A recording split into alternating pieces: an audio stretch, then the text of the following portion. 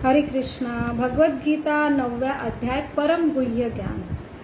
यहाँ पे भगवान चौथे श्लोक से 7वें श्लोक में जो परम गुह्य ज्ञान अर्थात भगवान ये प्रकृति का उत्पत्ति कैसे करते हैं, चलाते कैसे हैं, फिर संहार कैसे करते हैं, इसके बारे में बता रहे। लेकिन ये परम गुह्य ज्ञान है। 7वें और 8वें अध्याय में भी उन्होंने बताया सारे जो एनर्जी है, एनर्जी जो ऊर्जा है, पराहो जो जीवित ऊर्जा है चलाने के लिए। जैसे हम यहाँ जगत में पत्ता भी नहीं हिलता भगवान के बगैर। हम अपने शरीर के जो आईलिड है, ये आईलिड भी हम हिला नहीं सकते। ये ऊर्जा स्रोत जीवित, उसे परा कहा जाता है। और जो जड़ है तो उसे जैसे पर्वत है, नदी है, वारा है, ये भी भगवान के जो है सोर्स है, वो उससे ही वो ऊर्जा आती है, उससे ही ये चलायमान होते हैं। तो सब कुछ जो है भौतिक प्रकृति का ये भगवान से ही आता है। लेकिन इसके ऊपर विश्वास रखना यही सबसे बड़ी चीज है। कैसे प्रत्यक्ष और अप्रत्यक्ष रूप से भगवान ही सर्व कारण कारण है। हम ऐसे अगर समझे सब कारण के कारण है तो सबसे बड़ा ईर्ष्या ये हमारे हृदय में हम कैसे समझ सकते हैं। भगवान के प्रति ईर्ष्या है, अर्थात वो जो कुछ बोल रहे हैं उनके प्रति हमें विश्वास नहीं है। विश्वास रखना ये कैसे समझ में आता है कि कैसे संशय आता है। तो प्रथम जैसे हम सुनते हैं भगवान ही सर्व कारण के कारण है, तो पहले संदेह जो अश्रद्धालु लोग हैं वो व्यक्त करते हैं, अगर सब कारण के कारण भगवान है तो ये सृष्टि में जो कुछ पाप कर्म हो रहे हैं तो उसके कारण भी भगवान है। तो जैसे एक व्यक्ति दूसरे व्यक्ति का ईर्ष्या करता है, एक व्यक्ति बहुत फेमस है और अनायास ये जगत का ये नियम है, वही एक भगवान के प्रति ईर्ष्या का भी प्रतीक है।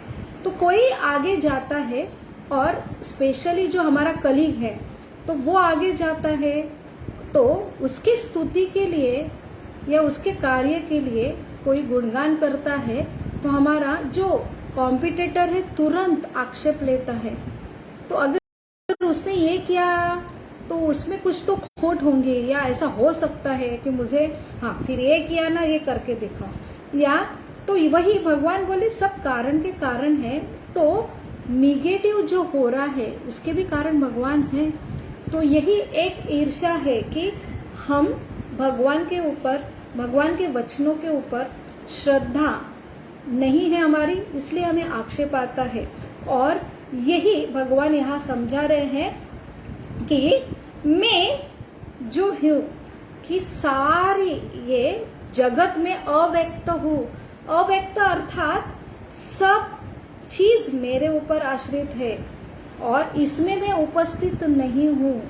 मैं ये सारा जो मूलभूत ये जीव मेरे सारे पुत्र समान है, उनके लिए जो जो आवश्यकता है वो ऊर्जा, जैसे एक ऊर्जा इलेक्ट्रिसिटी जो इलेक्ट्रिक प्लांट देता है, वो प्लांट से हम फ्रिज भी चला सकते हैं, ठंडे भी हो सकते हैं, लेकिन हम हीटर भी चला सकते हैं। तो ये ऊर्जा का स्रोत जो है इलेक्ट्रिक प्लांट है, तो ये हमारे ऊपर है हम किसके लिए यूज कर रहे हैं। तो वही भगवान कह रहे हैं ये सारा अव्यक्त, मैं ये सृष्टि में अव्यक्त हूँ लेकिन मैं इसमें नहीं हूँ। सारे जीव ये मुझ में है लेकिन मैं उससे पृथक हूँ। पृथक का अर्थ मैं उसमें नहीं हूँ। तो ये समझना ये बहुत ही ये श्रद्धा की बात है, साइंस भी है।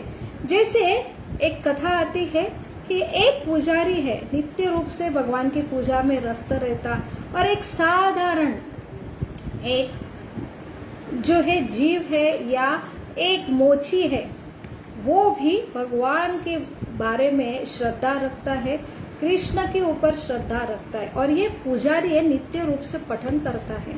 तो एक दिन सही में ये पुजारी श्रेष्ठ भक्त है या मोची, ये टेस्ट करने के लिए भगवान ने जो है एक व्यक्ति को ये दोनों के पास भेजा।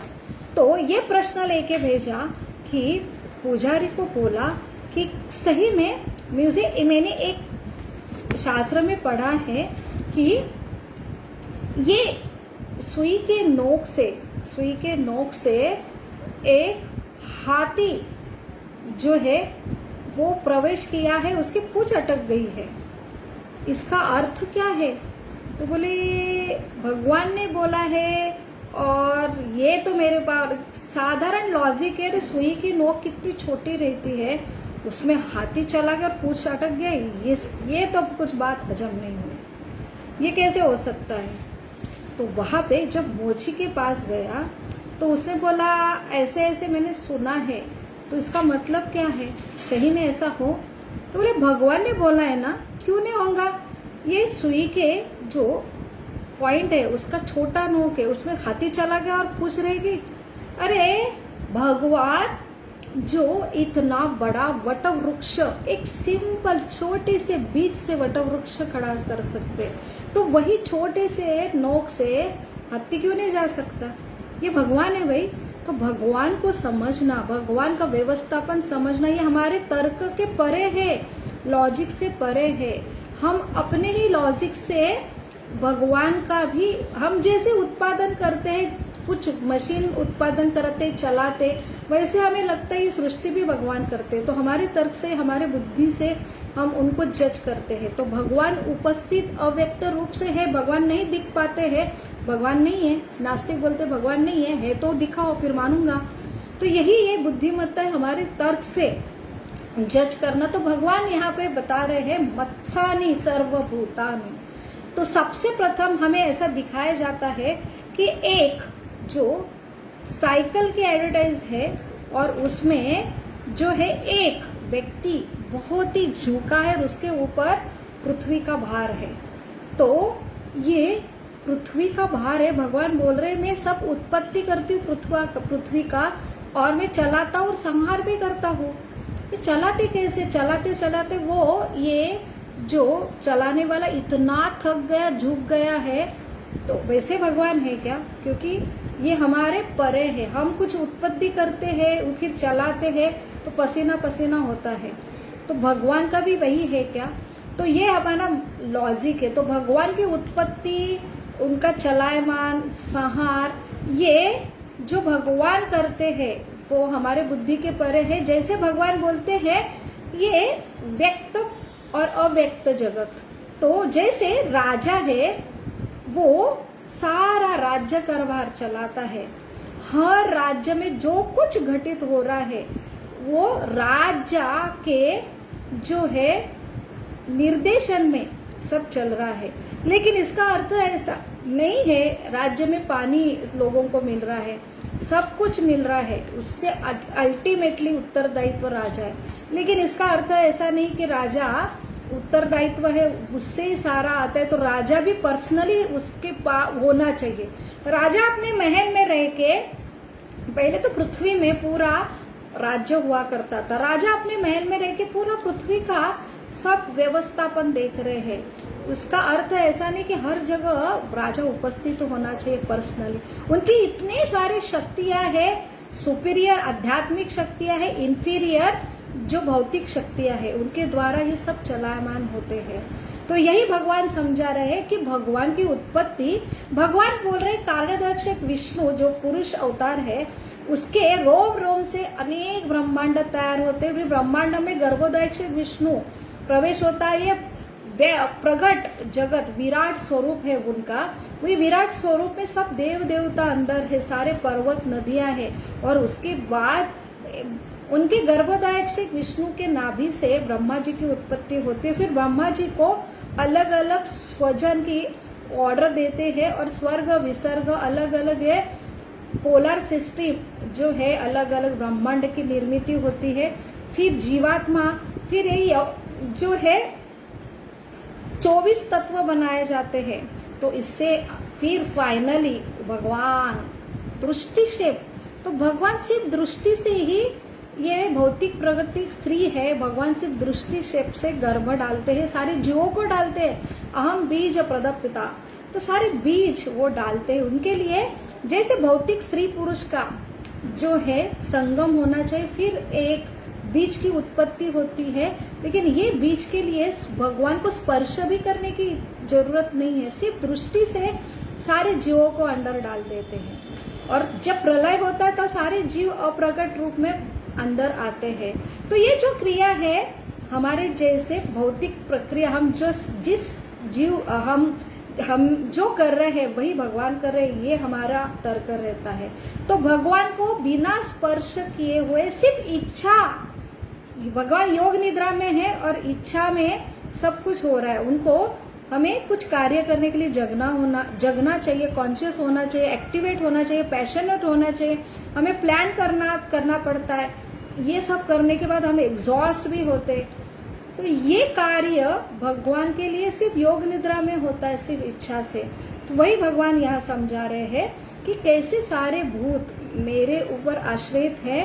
वो आकाश में हवा, ये सारा जो है, तो भगवान कहते हैं मेरे भय से ये वारा जो वायु बहता है, सब भगवान का सिर्फ भय, उनकी इच्छा, इनके निर्देशन सब हो रहा है, लेकिन उसके लिए प्रत्यक्ष भगवान की उपस्थिति की जरूरत नहीं है। इसलिए जो भगवान के भक्त ही है, वही ये भगवान के जो उत्पत्ति का भगवान ये सारा विश्लेषण दे रहे हैं, वो उनके ऊपर विश्वास रखे, ये समझ सकते हैं। तो वही है परम गुह्य ज्ञान है 9वां अध्याय। तो अभी ऐसे ऐसे परम गुह्य ज्ञान बताने जा रहे हैं। इसलिए पहले ही श्लोक में भगवान ने बताया कि जो मुझसे ईर्ष्या नहीं करता, जैसे आप अर्जुन हो, आप ही समझ सकते हैं। अभी और गुह्यतम जो बातें बताने वाले हैं, वो जिनमें श्रद्धा है, जो मेरे शुद्ध भक्त है, जो मुझसे प्रेम करते हैं, वही वो समझ सकते हैं। साधारण व्यक्ति उसे नहीं समझ सकते। ये सृष्टि, ये मेंटेनेंस, ये प्रलय कैसा होता है, क्यों होता है प्रलय, क्यों दुख आते, इसलिए हम पहले आक्षेप लेते, लेकिन भगवान हमें क्या देते हैं वो हम देखते नहीं। और क्यों प्रलय होता है ये भी सब लिखा है, लेकिन शुरू में श्रद्धा होनी चाहिए, तभी हम परम गुह्य ज्ञान समझे। और लास्ट में भगवान 7वें श्लोक में बता रहे हैं 9वें अध्याय के कि कैसे प्रलय कल्प, एक कल्प जो है, एक कल्प के बाद प्रलय होता है। एक 12 घंटे का जो ब्रह्मा जी का आधा दिन होता है, जो लगभग 4 जो चतुर्युग मल्टीप्लाई बाय 1000, ऐसे जो 1000 चतुर्युग के बाद ऐसे कितने चतुर्युग होना चाहिए, तो लगभग उनकी आयु हमारे जो गणना है काल गणना अनुसार 4 अब्ज 30 कोटि, ऐसा उनका सिर्फ 12 घंटे होती है। वैसे उनके और 12 घंटे रात होती है, सारे जीव अंदर चले जाते हैं। ऐसे उनके जो है 1 महीना होता है, फिर 1 साल होता है, फिर 100 साल होते हैं, तब जो है प्राकृतिक प्रलय होता है। ऐसा नित्य प्रलय, नैमित्तिक प्रलय जो है, आत्यंतिक प्रलय और प्राकृतिक प्रलय होता है। तो ये सारे प्रलय में सब जीवात्मा जो भगवान के योग निद्रा में जो है कारणोदय विष्णु, उसके अंदर आते हैं अप्रकट रूप में। और फिर ब्रह्मा जी का दिन प्रारंभ होता है, सेकंड कल्प चालू होता है, फिर बाहर आता है। ऐसे ये व्यवस्थापन भगवान हमारे ये श्लोक में कह रहे हैं। हरे कृष्णा कृष्णा कृष्णा हरे हरे, हरे राम राम राम हरे हरे। बहुत बहुत धन्यवाद। हरि बोल।